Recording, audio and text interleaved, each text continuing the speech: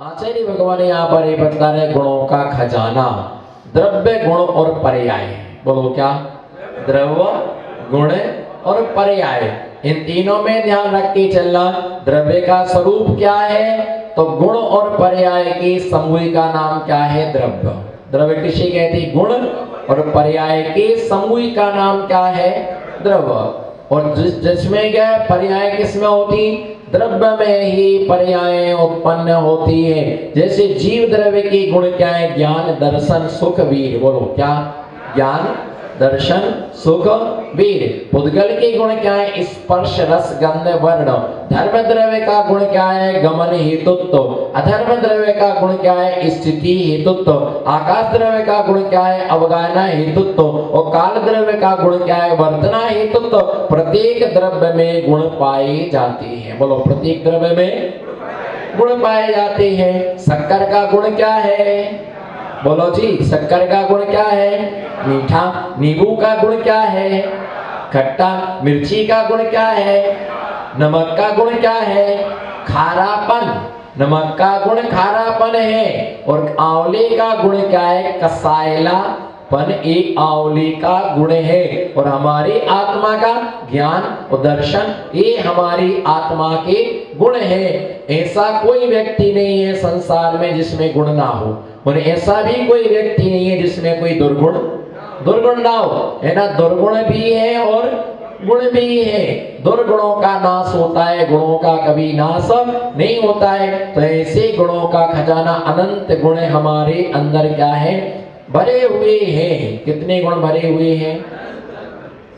अनंत गुण हमारे अंदर भरे हुए हैं। तो ऐसे अनंत गुणों का खजाना हमारे पास में जो, या माने जो दर्शनेने ज्ञाने, अत्यंत दर्शन, अनंत ज्ञान, अनंत दर्शन, अनंत ज्ञान, सुख स्वभावा, अनंत सुख स्वरूप वाले समस्त संसार, जो संसार की समस्त विकारों से रहित है। किससे रहित है? संसार के समस्त विकार। संसार के विकार क्या है? क्रोध। बोलो जी, संसार के विकार क्या है? क्रोध, मान, माया, लोभ, राग, देश, ये सब संसार के विकारी भाव है। इंद्रिय लोलुपता, क्या?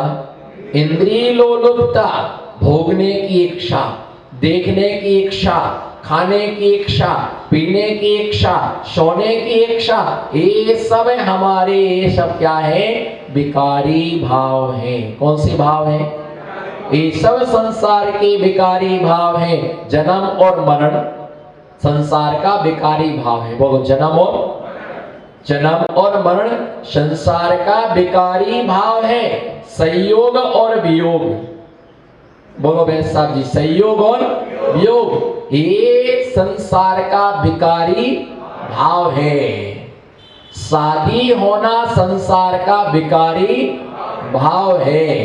जन्म होना संसार का विकारी भाव है। मरण होना संसार का विकारी भाव है। गरीब होना, बोलो, संसार का, अमीर होना, लूला लंगड़ा, अंधा बहरा होना, ये सब संसार के विकारी भाव है। ऐसे संसार का मतलब, संसार किसे कहते? जहां पर जीव का जन्म और मरण होता है, उसका नाम क्या है? उसका नाम संसार। जहां जन्म और मरण होता है, उसका नाम उसी संसार का। ऐसे संसार के ये जो विकारी भाव है, विकारी भावों से ही संसार बनता है। आप ये देखिए, 4 कसाएं हैं। कितनी कसाएं हैं? बोलो कितनी कसाएं हैं? कौन कौन सी 4 कसाएं हैं? क्रोध, मान, माया, लोभ। बोलिए, क्रोध, मान, माया, लोभ। जिस समय जीव का नरक में जन्म होता है, श्रोतागण ध्यान दें, सैद्धांतिक विवेचना। क्या? सैद्धांतिक विवेचना, सिद्धांत का सहनाद हो रहा है। जिस समय जीव का नरक में जन्म होता है, उस समय जीव के क्रोध कषाय का उदय होता है। प्रथम समय में नारकी के उत्पन्न होते ही सर्वप्रथम क्रोध कषाय का उदय होता है। मनुष्य गति में उत्पन्न होते ही मनुष्य की मान कषाय का उदय होता है। त्रियंच गति में जन्म होते ही त्रियंच के माया कषाय का उदय होता है और देव की उत्पन्न होते देव गति में लोभ कषाय का उदय होता है। जैसे ही नरक में जन्म होता है, वहां का द्रव्य, वहां का चित्र, वहां का काल, वहां का भाव ऐसा ही है कि देख करके हलाहल उत्पन्न करने वाला क्रोध उत्पन्न होता है। एक नारकी दूसरी नारकी के लिए मारने के लिए दौड़ता है। एक नारकी, बोलो, एक नारकी दूसरी नारकी के ऊपर मारने के लिए दौड़ता है। और जैसे भैया वहां जन्म होता है तो 36 आयुधों के ऊपर वो नारकी उल्टा सिर के भर गिरता है। भाला, बर्छा, कुलाड़ी इत्यादि 36 प्रकार के आयुध होते हैं, उसके ऊपर वो उल्टा गिरता है। और जैसे उल्टा गिरता है बाउंसर होता है और सातवीं पृथ्वी में 500 योजन ऊपर क्या होता है, उछलता है। छठे नरक में 250, पांचवें नरक में 500, इतना ऊपर वह बाउंसर होता है, इतना ऊपर वो गिरता है। चौथे नरक में 62.5 योजन ऊपर क्या होता है, बाउंसर होता है।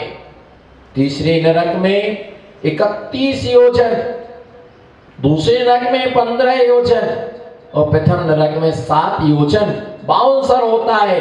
जैसे ही नीचे गिरता है फिर ऊपर जाता है, फिर नीचे आता है, फिर ऊपर जाता है, फिर नीचे, फुटबॉल की तरह ऊपर नीचे होता है। ऐसा उसका जन्म होता है। क्रोध के साथ वहां जन्म होता है। सारी जिंदगी क्रोध में ही तो निकाल दी। बोलो जी, सारी जिंदगी, हाँ ना तो बोलो, सारी जिंदगी क्रोध में ही तो निकाल दी। और जिंदगी में क्या किया, सारी जिंदगी मान में ही तो निकाल दी, सारी जिंदगी माया में निकाल दी, सारी जिंदगी लोभ कषाय में निकाल दी। क्रोध में बोध नहीं, बोध में क्रोध नहीं, दोनों में सूद नहीं। बोलो, क्रोध में, अच्छे से बोलो, क्रोध में, क्रोध में बोध नहीं, बोध में क्रोध में बोध नहीं, बोध में क्रोध नहीं, दोनों में सुध नहीं। सुध के बिना कर्मों का निरोध नहीं। और जहां होता है विरोध, बोलो, जहां होता है, जहां होता है विरोध वहां नहीं होता है कर्मों का निरोध। और जहां होता है कर्मों का निरोध वहां नहीं होता किसी भी प्रकार का, किसी भी प्रकार का क्रोध नहीं होता है। भैया ध्यान रख के चल रहे, संसार का सब विकारी भाव है। कौन सा भाव है, विकारी भाव है। क्रोध के साथ वहां पर जन्म होता है, क्रोध के साथ जन्म होता है। मनुष्य गति में मान के साथ जन्म होता है। जब बच्चे का जन्म होता है तो वो रोता है, रोता है बच्चा। और जैसे ही उसके लिए उठा करके एक लोटा पानी डाल दिया, उसका रक्त धुल गया, उसके मुंह के अंदर से विष्ठा, कान के अंदर से विष्ठा, नाक के अंदर से विष्ठा निकल जाती है। उसे कोई हाथों पर उठा लेता है तो बच्चा अपने आप चुप हो जाता, उसकी मान का पोषण हो जाता कि मैं ऊपर आ गया हूं। त्रियंच गति में माया का उदय होता है, देव गति में लोभ कषाय का उदय होता है। ये सब संसार के विकारी भाव है। हमने जिंदगी में क्या किया, यही तो किया चारों, क्रोध किया, मान किया, माया किया, लोभ किया। अच्छे काम तो हमारे जीवन में आटे में नमक की तरह है। अच्छा, आज नियम ले लो, रजत भाई नियम ले लो, क्या हिसाब किताब करना कि जिंदगी में अच्छा काम क्या किया हमने, जिंदगी में अच्छा काम हमने कितना किया है और बुरा काम हमने कितना किया है। इतना विवेक से काम कर लेना कि हमने जिंदगी में छना हुआ पानी कितना प्रयोग किया और अनछना पानी कितना प्रयोग किया। अच्छे कार्यों का जो तुम्हारा प्रेजेंट आएगा वो आटे में नमक की तरह। ये तो लोगों ने लिख के रखा है, ये तो लोगों ने लिख के रखा है कि हमारा 5, 6, 7 3 दिन चौका था। क्या 4 बोलो, लोगों ने लिख के रखा डायरी पर, हाँ ना कुछ तो बोलो। डायरी पर लिख के रखा 4, 5, 6, ये 3 दिन हमारा चौका था। किसी ने 1, 2, 3 लिख के रखा कि हमारा इसका चौका था। हमने श्रवण बेलगोला में इस तारीख को मस्तकाभिषेक किया था। हमने इस तारीख को महाराज को शास्त्र भेंट किया था। हमने लड्डू चढ़ाया, सब लिख करके रखा, ताकि कोई कहे कि भैया कुछ करो। अरे पिछले महीने तो किया था, देखो ना ये रसीद। अभी तो कलश रखा था हमने, चौमासी में कलश हमने ही लिया था। कपटी नंबर 1,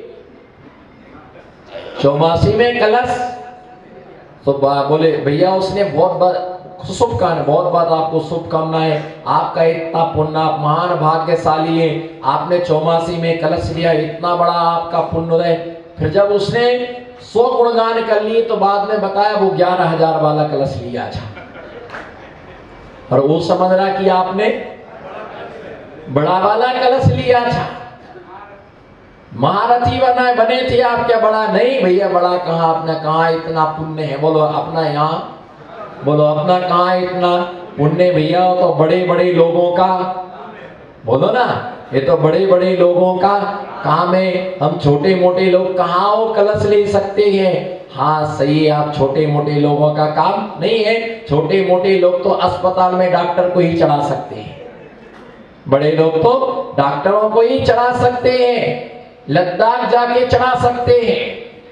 कहीं भी घूमने को जाओ तो अर्घम निर्पामती स्वाहा, बोलो अर्घम निर्पामती। पाप की कमाई पाप में जाती है और पुण्य की कमाई पुण्य में जाती है। आप देखो मंदिर बनता है, मंदिर बनने के लिए लोग पाप की कमाई जो होती है वो अलग छट जाती है, और पुण्य की कमाई क्या होती है। अगर मंदिर में धर्मशाला बन रही हो और घोषणा कराई जाए अध्यक्ष महोदय कि इस धर्मशाला में लेट बाथ बनना है, एक एक नाम दे दो, 25-25 हजार रुपए की राशि है, उस पर आपके दादाजी का नाम लिखवा दिया जाएगा। है? अरे इसमें क्या है, वही तो सबसे अच्छा स्थान है फ्रेश होने का। वो नहीं होगा तो फ्रेश के फ्रेश तो सबको होना, पर किसी से भी कहोगे कोई लेट बात बनाने को 5 रुपए भी नहीं देगा। बने या ना बने, पर बनेगी जरूर। तो बनी किससे? आई कांटेक्ट बनी किससे? लेट बात। किसने दिया पैसा? आया कहां से पैसा? भैया जो पैसा उसी में से छट करके गया है, और जो पाप की कमाई थी उस पाप की कमाई से लेट और बात बनाए। और जितनी पुण्य की कमाई होती है उस पुण्य की कमाई से मंदिर की वेदी बनती है, उससे भगवान जी आते हैं, उससे पूजन के बर्तन आते हैं, पुण्य की कमाई से पूजन का द्रव्य आता है, पुण्य की कमाई से ही दीपक के लिए घी आता है, पुण्य की कमाई से ही सारी वस्तुएं होती हैं। पाप की कमाई से छट करके वो तो ऐसी जगह जाते हैं, पुण्य की कमाई से ही सारी व्यवस्थाएं बनती हैं, पाप की कमाई अपने आप छट जाती है ना। जितने दिन चौका लगता है उतनी ही तुम्हारी पुण्य की कमाई थी, वरना तुम्हारा बढ़ ही नहीं सकता है। बिना पुण्य कमाई की साधु को आहार दान दे ही नहीं सकते हैं। कई लोगों के पास में सब कुछ है, बताओ, बर्तन है, सोने चांदी की बर्तन है, मकान है, जगह है, सब कुछ है, भाव ही नहीं बनते हैं। भाई कैसे बन सकते हैं भाव, है ना। उसके लिए भी बहुत पुण्य चाहिए, और पुण्य कर्म का उदय होता है तभी ये सब बनते। ये विकारी भाव है किसके? संसार के विकारी भाव। किसके विकारी भाव? संसार के समस्त संसार विकार वाया, जो संसार को बढ़ाने वाले हैं वो संसार की सब विकारी भाव हैं, और ये विकारी हमें भिकारी बना देते हैं। बोलो सावला की चैतन्य आत्मा हो। ये विकारी भाव हमें भिखारी बना देते हैं। किसी से पैसा लेना हो तो तुम हाथ फैलाते हैं, किसी के मकान में लेना हो तो महात्मा जोड़ते हैं कि भैया आपकी झूठी प्रशंसा हम करते हैं। तो ये सब समस्त संसार योगी जन ऐसा विचार करते हैं वे ध्यान करते हैं और ऐसी समाधि गम्या परमात्मा संज्ञा जिसे संसार से तरना है। बोलो, जिसे संसार से तरना है, जिसे संसार से पार होने की जिसकी भावना है, वो संसार के कार्यों में रुचि नहीं रखता, इंटरेस्ट नहीं लेता है, बस है संसार में, रहना नहीं चाहते, रहना पड़ रहा है। अस्पताल जाना नहीं चाहते, जाना पड़ रहा है। दवाइयां खाना नहीं चाहते, खाना पड़ रही है। इच्छा नहीं है, लेकिन क्या करें, बीमारी ऐसी है, खाना पड़ रही है।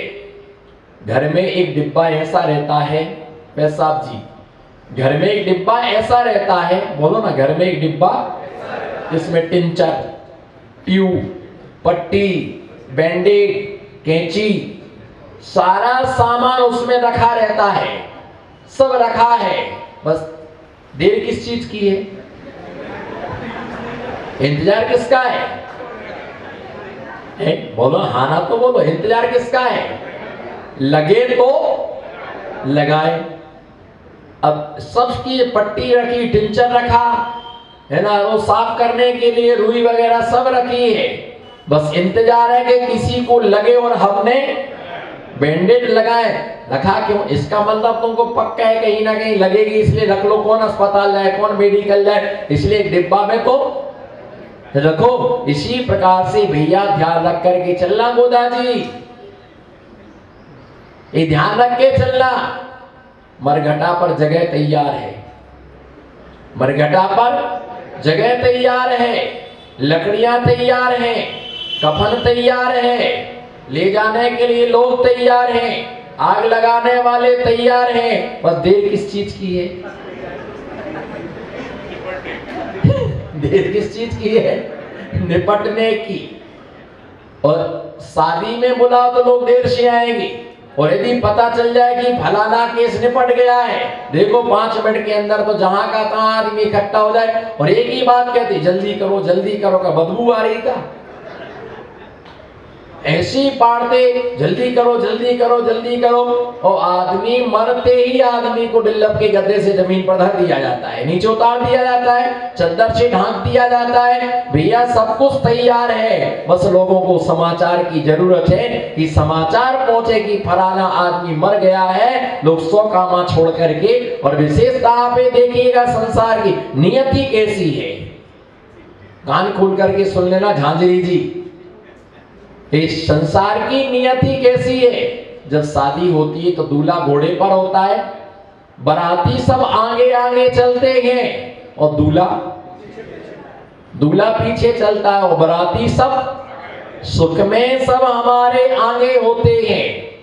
और जब अर्थी चलती है तो अर्थी आगे और सब बाकी सब पीछे होते हैं। संसार की ये बड़ी विडंबना है, संसार की बड़ी, सुख में सब आगे और दुख में सब पीछे होते हैं। समस्त संसार विकार बाह्या, ये समस्त संसार के विकारी भाव हैं।